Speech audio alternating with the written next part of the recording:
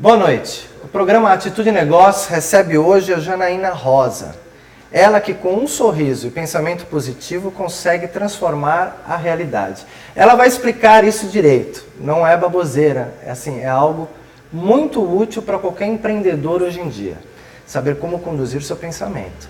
Mas Janaína, eu queria que você contasse, você é uma mega empreendedora.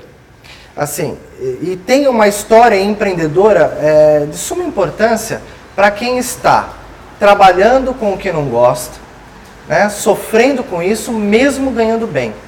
E qual é o risco de se largar tudo? Conta um pouquinho a sua história. Eu vou contar primeiro. Muito obrigada, Alessandra, pelo convite. É um prazer estar aqui. Eu vou contar um pouquinho da minha história, como que eu cheguei aqui hoje e eu estou conversando sobre isso com você. Eu comecei quando eu tinha 14 anos, mais ou menos, eu comecei a fazer algumas práticas, terapias energéticas na época, porque eu gostava. Quantos anos? 14. Eu gostava, eu achava legal, falava, nossa, aquela reiki, aquela técnica japonesa que coloca a mão, eu achava muito legal. Eu comecei a fazer curso, foi o primeiro que eu fiz, foi o reiki. Então, o curso por hobby. E aí depois, esses cursos eles eram restritos a São Paulo, naquela época, então eu sempre ia viajar. E você era de onde? Ribeirão Preto. Ribeirão Preto, interior? Isso. Sou do interior, falo caipira. E aí eu comecei a ir para São Paulo desde criança, e aí eu ia com a minha mãe, mas de uma forma muito de hobby, levava como... E a minha mãe já atendia algumas pessoas, fazia reiki, fazia algumas técnicas de relaxamento com algumas pessoas. E eu comecei a observar o trabalho dela e ficava e achava muito legal. E chegou uma hora que ela não tinha mais como atender todo mundo que chegava. E aí... Sua mãe é a Marta. É a Marta. A minha querida amiga Marta. Isso pra gente mesmo. falar dela. E aí ela começou a atender e ela não tinha, e eu pegava uns pacientes e começava a atender uns pacientes dela, mas de forma de muito hobby, assim. Olha, você quer fazer um reiki? A Janaína tem um curso, faz lá. E aí eu comecei a fazer várias outras coisas. Quando eu estava na faculdade, isso nem passava na minha cabeça, trabalhar, um dia utilizar isso como trabalho. E você foi fazer faculdade de? Eu fiz faculdade de farmácia bioquímica. Farmácia bioquímica. Isso. Aí estudei, passei no vestibular, fiz farmácia bioquímica lá na USP. E aí... comecei a entrar na faculdade, eu sempre comecei a trabalhar com pesquisa. Então, desde o primeiro ano, entrei para o laboratório de pesquisa e comecei a trabalhar com pesquisa. Gostava muito, mas eu sentia, os anos foram passando, então o primeiro ano foi muito legal, o segundo ano foi muito legal. No terceiro ano eu falava, eu gosto disso, mas eu não gosto só de fazer isso. Sabe, essa rotina de ficar o dia inteiro do laboratório não é muito legal. Eu não me sentia plena, certo, né? E aí eu entrei, tava todo mundo na época fazendo programa de estágio, multinacional, trabalhar, e eu falei, beleza, vou prestar um programa de estágio e vou. Quando eu prestei um programa de estágio, no meio do programa abriu uma vaga efetiva. E eu já tinha feito algumas etapas, e aí me passaram para essa vaga efetiva, né? E assim, as pessoas não acreditavam que eu estava no terceiro ano da faculdade, todo mundo estava ganhando um salário de estagiário, que era menos de R$1.000 na época, eu já estava ganhando muito mais do que isso, né? E a empresa me dava tudo, dava carro, então para uma pessoa de 21 anos era uma coisa muito legal, né? Eu lembro que as pessoas achavam muito legal que vinham conversar comigo, nossa, como que você trabalha, legal lá. E foi muito legal no começo, porque... era uma experiência nova, né? Então eu viajava o interior de São Paulo inteiro. Quando deu mais ou menos, eu acho que uns 8, 9 meses, começou a cair na rotina. E aí eu comecei a perceber que eu não gostava de fazer aquilo. Passou aquele oba-oba inicial, assim, e eu já não gostava mais de fazer aquilo.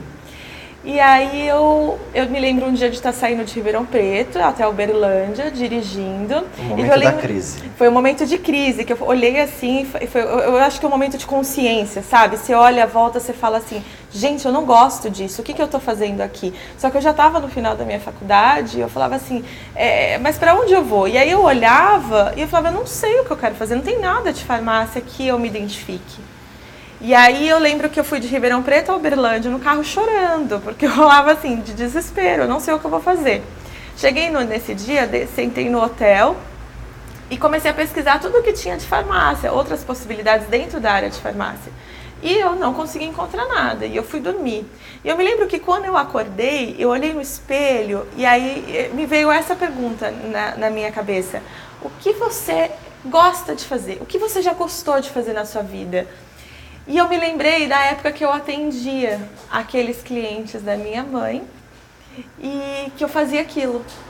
E a pergunta é assim, foi muito prazerosa, né? Que é o gostar, o que você realmente gosta de fazer. Tinha muito a ver com prazer. Então, assim, o que eu já tinha feito que me deu prazer, mas que me deu prazer de verdade, que não tinha ligação com obrigação. E aí eu me lembro que eu liguei para minha mãe e falei o seguinte, olha, sai do seu trabalho porque a gente vai começar a abrir alguma coisa nessa área, buscar de autoconhecimento. Mas na época a gente não tinha noção do que era isso. Isso foi há muitos anos atrás. Então, e eu lembro que eu voltei, cheguei em Ribeirão e eu pedi minha demissão. Decidiu. Foi. Largou um excelente salário. Sim. Né, e grandes possibilidades para seguir um sonho. Sim. Ou pelo menos seguir algo que você realmente pudesse se realizar fazendo. Era uma coisa mais intuitiva, sabe? Eu sentia uma alegria quando eu pensava no que eu tinha feito. E eu falava assim, isso é legal. Mas na época eu não sabia, eu falava, mas como trabalhar com isso? Porque era uma coisa que não existia. Então eu falei assim, mas como que eu vou transformar isso numa profissão? E ali nascia o Instituto Saint-Germain. Isso, foi nesse momento que nasceu o Instituto. Hoje o Instituto Saint-Germain está em Santos, vocês Isso. acabaram se estabelecendo em Santos, né? E ele, o que ele oferece hoje? Hoje o Instituto ele é um centro de cuidado integrativo. O cuidado integrativo, então a gente tem vários profissionais que trabalham no Instituto e o cuidado integrativo ele olha o paciente, ele coloca o paciente no centro ou o cliente, se for uma consultoria, entendendo o que ele está precisando. E a gente vê isso com foco em 4 dimensões: físico, mental, emocional e espiritual. E o espiritual não tem nada a ver com religião. No Brasil nós temos essa conotação de espiritual ligado à religião. Sim, sim. E isso fora dos Estados Unidos é muito tranquilo, porque a dimensão espiritual ela é aquela onde eu me questiono valores de vida, onde eu dou sentido à minha vida, onde eu busco propósito, onde eu começo a rever os meus relacionamentos. Perfeito. E vamos retornar aqui com a Janaína para ela conversar um pouquinho com a gente sobre prosperidade e abundância. Atitude Negócios volta já.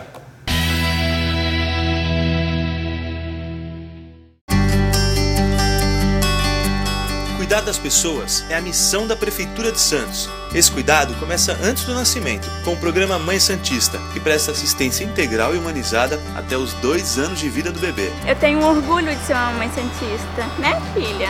Que legal ver uma mãe sorrir assim. E não só as mães têm motivos para sorrir. O novo Instituto da Mulher Gestante traz toda a estrutura necessária para o tratamento das mulheres, especialmente as com limitações físicas. Mas e nós? Seu João, existem diversos programas para os idosos, como o Televida. Por meio deste aparelho, são acionados profissionais treinados para ajudá-los em situações de perigo. Eu uso e aprovo o Televida.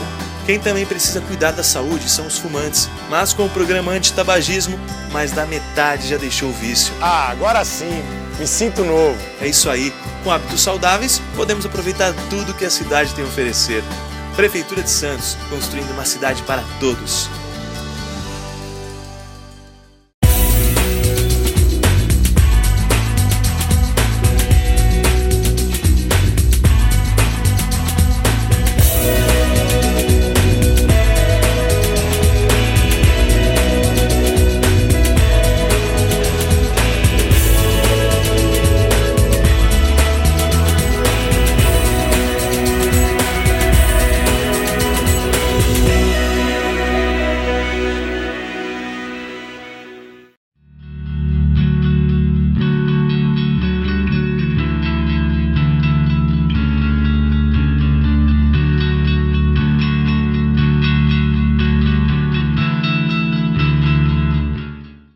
Oi, Litoral Paulista, aqui é o Marcelo Rick, no programa Atitude Negócios, agora com Dica Cultural. Dia 31, nós temos uma noite incrível, noite do Halloween na Fantástica Choperia. Dia 21 de novembro, nós temos Novemberfest pela primeira vez no Ilha Pochá.